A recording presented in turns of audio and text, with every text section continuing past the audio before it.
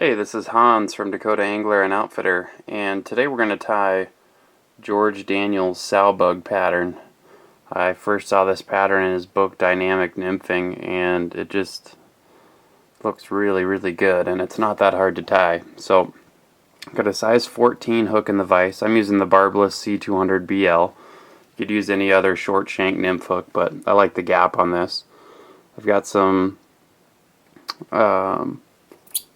0.025 lead wire. You could use lead-free wire too, depending on how heavy you want it to fly or what the restrictions are on the water you're fishing. We're going to wrap that so we get a nice chunk of lead, but leave ourselves a little room to work on either side of it. Take some gray thread. You could also use tan thread here if you wanted more of a tan Sowbug. I'm going to start my thread and just start covering up that lead a little bit.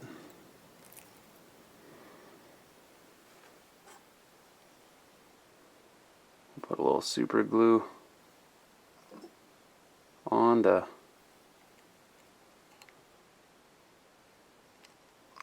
lock everything in place. Wrap over that one more time. At the back of the hook, we're going to tie in some cool looking stuff. This is micro polar chenille from Hairline Dubbin. And this is the olive gray. Kind of looks more like a light gray. They also have a darker gray depending on the color you're trying to match, or tan. We're going to tie in 2 strands of that at the back. So there's the micro polar chenille. Tie in a couple of strands of that right at the back. Then advance our thread up just behind the eye.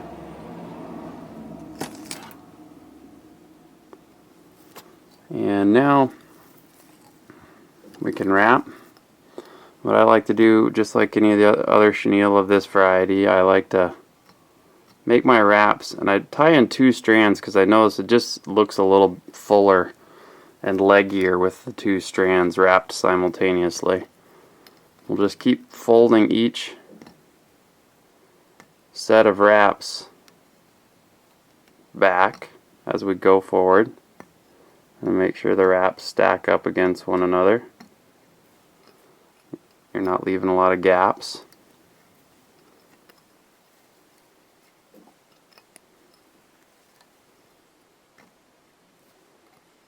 And when you get up to the eye, tie off. Save your extra polar chenille for the next couple of flies you plan to tie. Trim off the excess.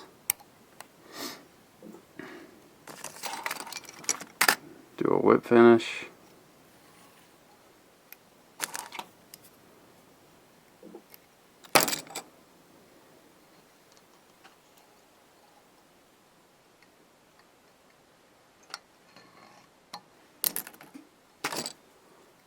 Trim off our thread. Okay. The fly would probably work just like that. It's got a nice leggy, Sowbuggy look. Super simple. One thing that really makes it good though is if you take your fingers, kind of flatten out the fibers so that everything's flat on the top. Take some coaxing a little bit, make sure it gets nice and flat.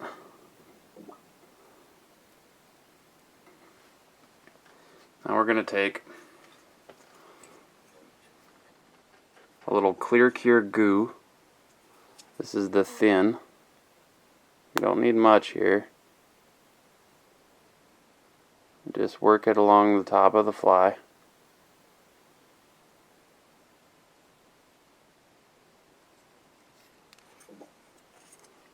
Now I like to hold those fibers down with my hand while I hit it with the light.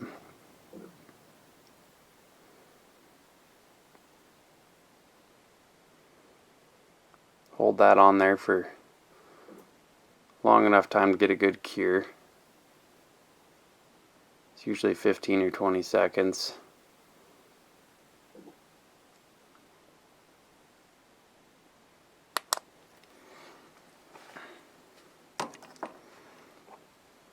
I'm not using a tack-free version of clear cure goo right now, so I'm going to put just a little hard as nails over the top. Just keep that from getting too tacky. And then we'll bring our legs back up. And you get a really cool looking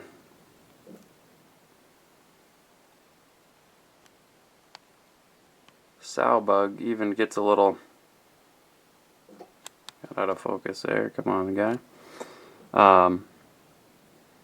And a transparent segmentation look, as you can see the strands of the chenille and the thread underneath. And it's a great pattern for the Bighorn. I did really well with this fly last year. It gives a really realistic look without a lot of work on the fly tier's part. Here's another one that's tied a little bit fuller. But you can tie these in a couple different colors. This kind of light watery gray color worked really well for me last year on the Bighorn, and so I'm tying a bunch more for this trip. And I tied them in size 14s and 16s. So we just finished tying George Daniels' Sowbug pattern from his book Dynamic Nymphing. I'm Hans from Dakota Angler and Outfitter. Thanks for watching. We've got lots of other videos at our website, flyfishsd.com.